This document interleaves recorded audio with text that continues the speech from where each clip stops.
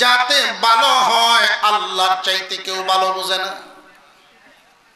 আমাদের কোন কাজে কোন জিনিসে ভালো হবে এটা আমরা যেমন বুঝি এর চেয়ে বেশি বুঝেন কে?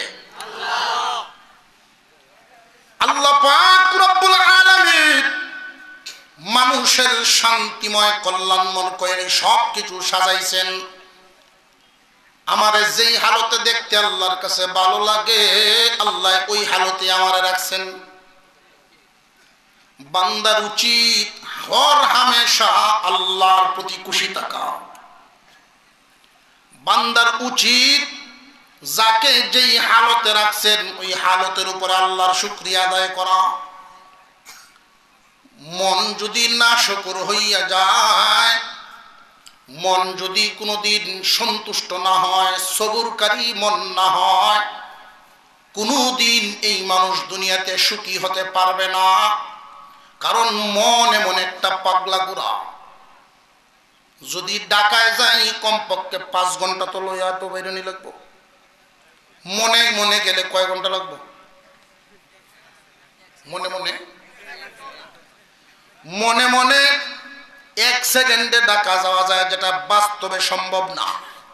মন এমন একটা পাগলা গুড়া, এই মনকে সন্তুষ্ট করার জায়গা দুনিয়া না। মনকে সন্তুষ্ট করার জন্য, মনের আকাঙ্ক্ষা পূর্ণ করার জন্য আল্লাহ জায়গা বানায় রাখছেন, তার নাম জান্নাত। জান্নাতে গেলে মানুষের মনের আকাঙ্ক্ষা পূর্ণ হবে। এই দুনিয়ায় কোনোদিন কেউ বুড়া হইতে চায় না। বুড়া হইতে যে চায় না এই আকাঙ্ক্ষা পূর্ণ হবে জান্নাতে, বুড়া হওয়া লাগবে না। কিন্তু দুনিয়ায় এই আশা পূর্ণ হবে না। মানুষের মন সন্তুষ্ট যদি নিজে নিজে সবরকারী অন্তর হয়, হাউলেও সে সুখী থাকবে, দোকানেও সুখী থাকবে, ঘরেও সুখী থাকবে। যে হালতে তাকে, সুস্থ হালতেও আল্লাহর প্রতি খুশি, অসুস্থ হালতেও আল্লাহর প্রতি খুশি।